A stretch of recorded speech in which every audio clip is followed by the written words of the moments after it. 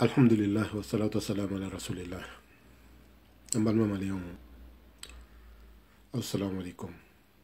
Nanga fodi ba bela jelenye. Jefra musoka demsan fara makurbaka. Nanga fodi be bela jelenye. Alhamdulillah.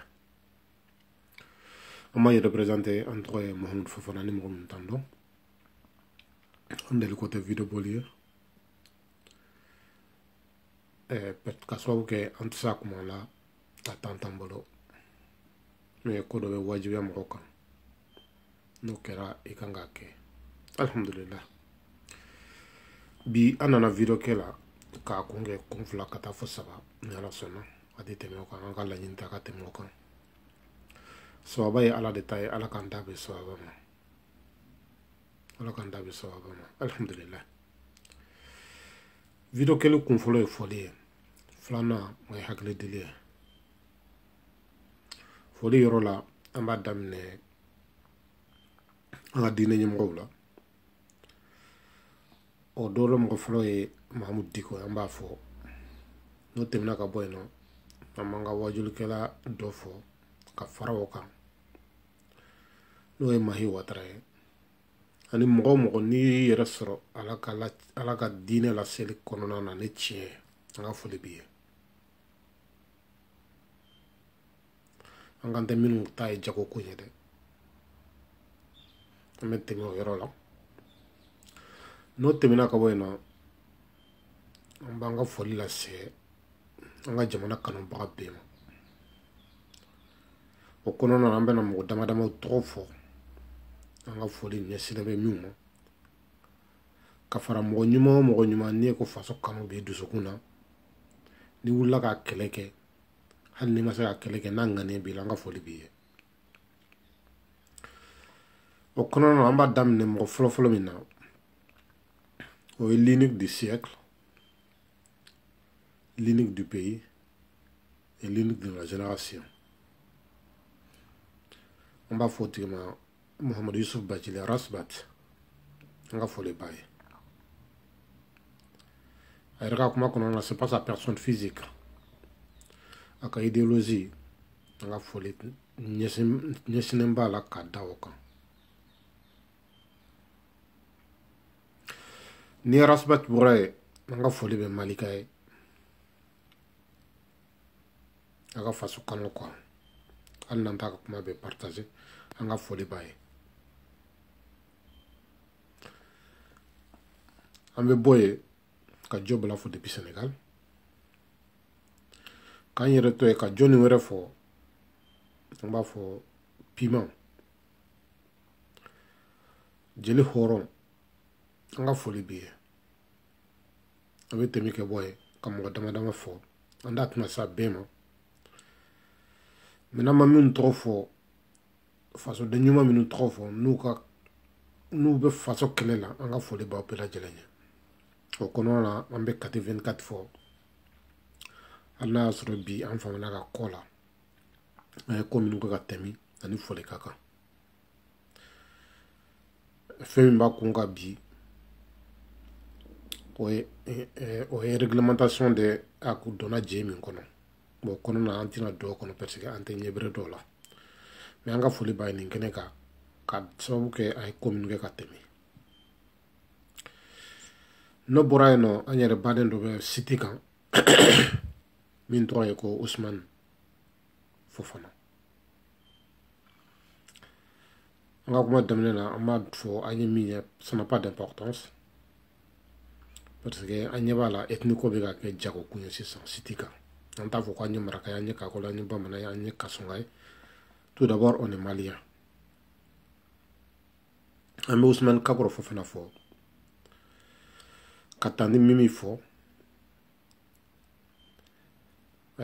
amo dama fana be no ko lu fana fo no ye Sadio Gata Bradji ani Seko Sukuna ani Ali Wage nu yero domba dawye anu lu tenero ne budon olu fokun amena so o fora don bagaya koso kofe amako bina soma kuna kono na la sona anga me kunga damne foli la ka Rasbat fo l'unique du siècle, l'unique de la génération ka sababu ke mun ye depuis an ka Mali dɔ ni Mali ye bɛɛ b'a dɔn ko sɛgɛn b'an kan, bɛɛ b'a dɔn ko ɲɛni b'an kan, bɛɛ b'a dɔn ko tɔɔrɔ b'an kan.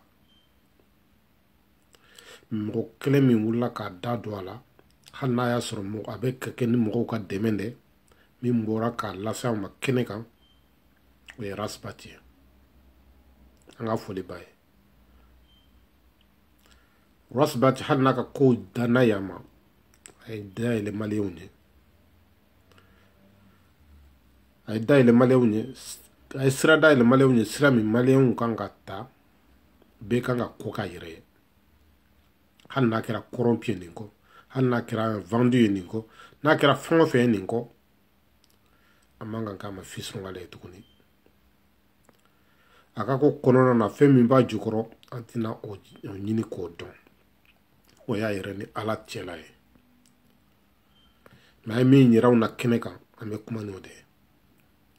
An b'a fɔ Rasbat ma ani ce a yɛrɛ ani ce faso baara la. O kɛlɛ kɔnɔna na a ye kɔngɔ kun, ka minɔgɔ kun, ka nenini kun, ka jɔ marifakisɛ ɲɛ, ka jɔ maloya ɲɛ, ka jɔ fɛn bɛɛ ɲɛ. Pour dire quoi? Que les Maliens souffrent. Que les Maliens souffrent. On est demain de kaka, on est la Djabali Manka.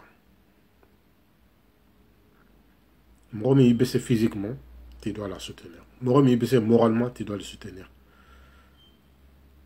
Moromi ni baissé Tchogoyawere Sila, il kan ga soutenir. Ka sababu ke abe Mali here de ka kofo. Rasbat, il est même soutenu par d'autres personnes. Non, nous tafo daro. Et mi wana boy daro ko ba soutenu. Itaka ke tiyaga. Akana ke koereka. Anye 24 fo ka sababu ke aye korole minu ke katemi. Anya ye choga mina. Anya ye choga mina. Anaka horonya. Parce que aduna je kono a bolen ko jen kono ay kuma min fo anya famia na ko kon dona ni jen kono ka bo mo min gera sawe ka la do jen kono adona mo min kama no e Rasbat ye amasi ka fen fo ma akoko Rasbat ma merci pour ce que tu m'as appris o e horonya do dusube bla mo bla kuma do foli la antol be jeti mais ambe kuma koroba o de glaje n'a sɔrɔ ɲɛsinnen bɛ yɔrɔ min na mais kuma misɛn min bɛna fɔ o kɔnɔna na o bɛ se ka kɛ dusu kɔsɔ ye an bɛ Rasbat an bɛ 24 fɔ ka piment fɔ pour quelle raison ani Usman Kakɔrɔ ka sababu kɛ an ye video filɛ daminɛ a ye dɔɔnin bɔ sa an ka fani kun ka ca an kun bɛ mɔgɔ min lajɛ a kun ka ca ni dugu jɛra téléphone de b'an tulo la jusqu'au soir mais ala y'a kɛ dɔ bɛ ka bɔ o faniw na dɔ bɛ ka bɔ o video la ka sababu kɛ dɔw yɛrɛ tacogo ye ka sababu kɛ dɔw yɛrɛ tacogo ye ani jiko kɛ cogo la u bɛ ka minw yira na sisan mɔgɔ caman bɛ ka bɔn ka bɔ o video filɛbagaw ninnu na on bɛ ka dɔw ka video lajɛ supprimer an ye piment fɔ k'a sababu kɛ depuis an y'a ka video lajɛ laminɛ on lui a trouvé neutre et il est toujours neutre et je pense que a ka kumakan min a y'a fɔ ko ni ko bɛ ka taa nin tacogo de la a bɛ bɛɛ kɔ tiɲɛtigi bɛɛ kɔ je pense que sa parole elle est sincère an y'a sɔrɔ o cogo la Usman Kakɔrɔ ale fana a ye video kɛ daminɛ cogo min na jusqu'à présent a bɛ o cogo la an ka foli b'a ye on a deux petits aussi qui sont aux États-Unis an ka foli b'u fana ye u bɛ film tourner tiɲɛ caman mobili kɔnɔna na hakili t'u tɔgɔ la an b'u fana ka video lajɛ de temps en temps nin bɛɛ ye fasogo kelen ye nin bɛɛ ye fasogo kelen ye an tɛ jeli ye mais ni mɔgɔ ye ɲuman k'i ye i kan ka dɔ a tigɛ hali ni tɛ se ka fɛn wɛrɛ kɛ i yɛrɛ kan ka kɛlɛ min kɛ ni mɔgɔ min wulila k'o k'i ye ni saliyara cogo cogo un simple bonjour ou un simple merci i kan k'o fɔ tigi ye an b'a fɔ fasoden ɲuman bɛɛ ma mɔgɔ o mɔgɔ n'i bɛ faso kɛlɛ la sincèrement n'a tɛ yira k'a fɔ intérêt personnel ye an ka foli b'i ye an b'a fɔ ala k'i dɛmɛ i ka faso ka kɛlɛ la an bɛ tɛmɛ o yɔrɔ la o ye foli kɛ yɔrɔ ye maintenant an bɛ taa yɔrɔ min na o ye CEDER ko ye les deux CEDER ou les trois CEDER qui se trouvent en France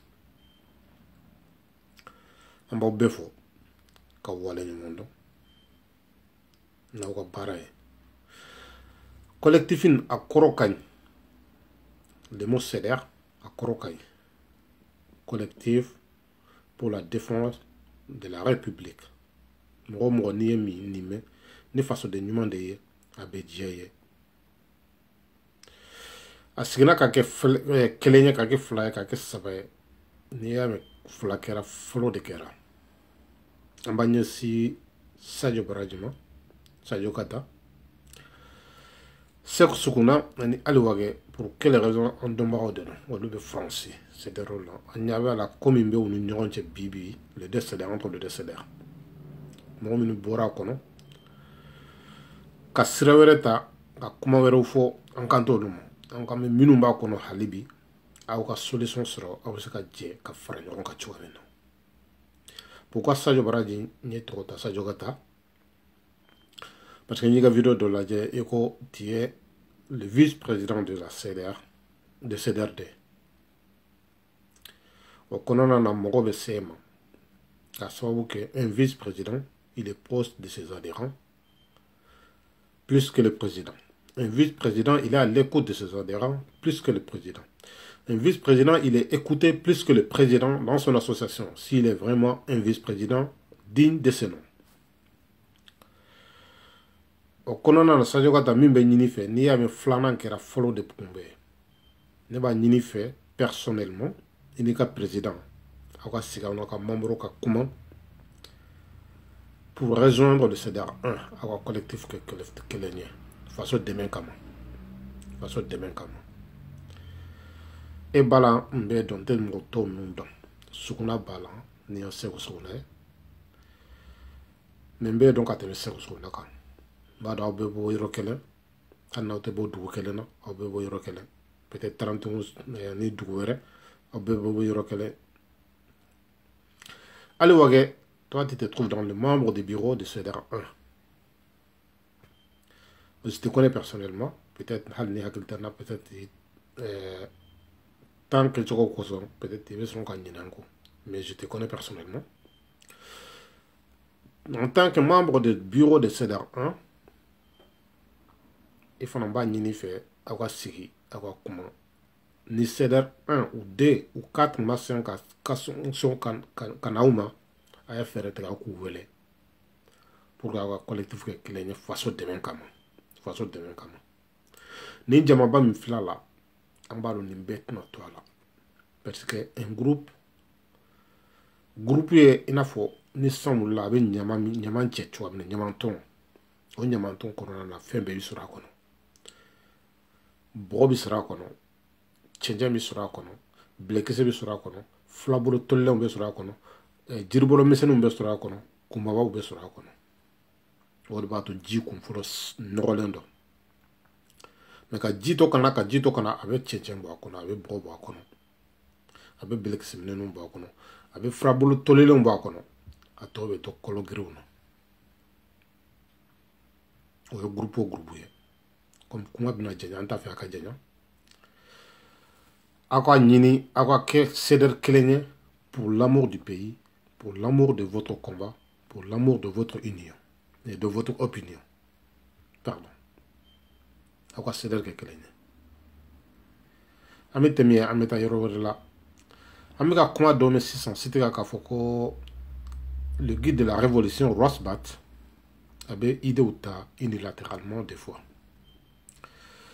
an b'a fɔ mɔgɔ minnu bɛ CEDERw kɔnɔ mɔgɔ minnu bɛ fɛ faso kɛlɛ la dans un groupe sugu ka ca surtout n'a fɔra ko association surtout an filɛ yɔrɔ min na sisan collectif de développement pour la collectif de la défense pour la République. Non, c'est un groupe, à mon avis, avec association, parce qu'avec un salaire, maintenant, on entend le président, le vice-président, les trésoriers, c'est que c'est une association maintenant. Association, il y a des associations où il y a des associations. Toute décision avec ni jamade. Ni association révolutionnaire. En fait, ni misraka. Mo kelen de va daminer. Baby na faraka kelen. Hakina be sura akuna na anga association programme se ka demain soro. Programme se ka hakina de nyoma o bebe sura akuna. Mais mo ka bla okuna. Les décisions ne sont pas la même. Peut-être à choka kelen. Parce que révolutionnaire ou ka association kono. Toutes les décisions ne peuvent pas attendre. Car ça va beaucoup que urgence que tu as là. Moi, quand Rasbat, tout ce qu'il va faire dans l'association, il doit consulter tout le monde. Donc, il y a un retard de nous donnons la révolution, association qu'on a au cas dans la révolution, certaines décisions ils sont unilatérales. Ate ka foko avec un droit non, ate ka foko julen bauma. Avec ka deminer hakle ka demander soutien. Mais à certaines décisions, ils travaillent dessus parce que na bora kene madron. Il y en a où il y a des tlakumana abata sur kon tira yorola, yoromi akangata tout ces yerno. Donc quand on a toutes les décisions ne peuvent pas attendre. Toutes les décisions ne peuvent pas attendre.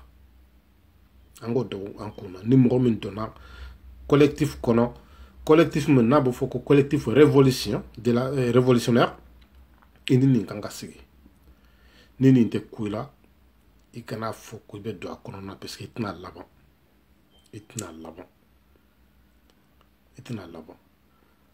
décision betita unilatéralement dobe no olube yira dobe no olutse ka bo kene ma halaw yara ka groupe kono na parce que jefanti ka ja surtout groupe d'amener na tanto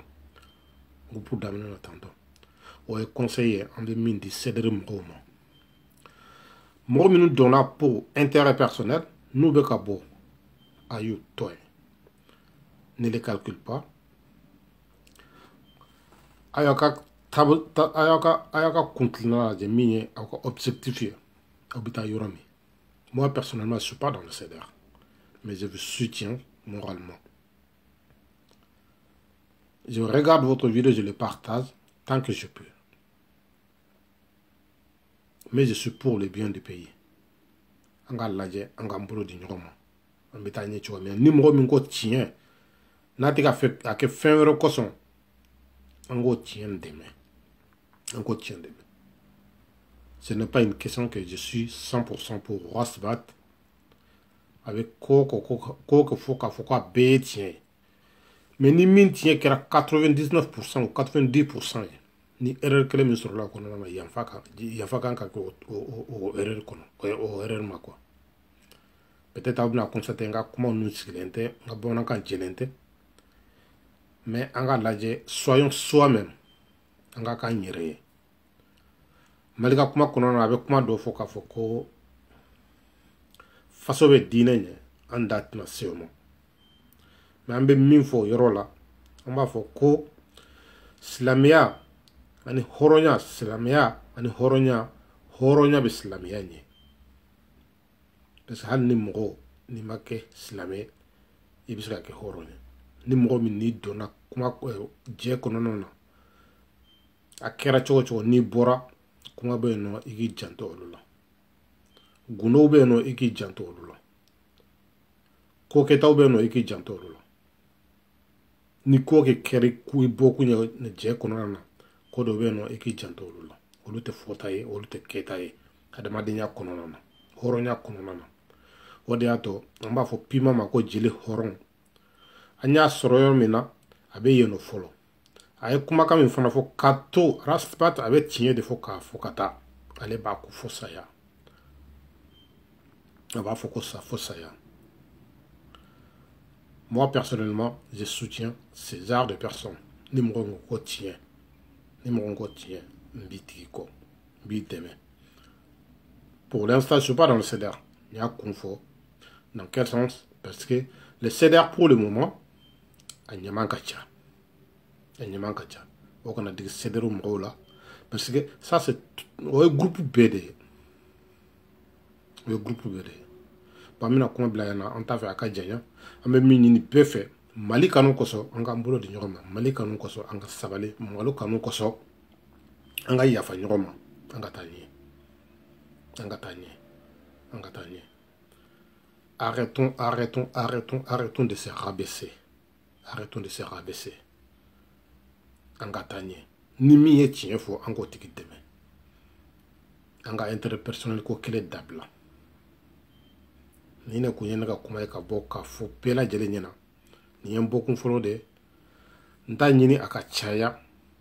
Mbe ya fa nyini befe ni ndona mo min kasila. Mba fa ma assalamu alaikum wa rahmatullahi. Ala kamalila tanye.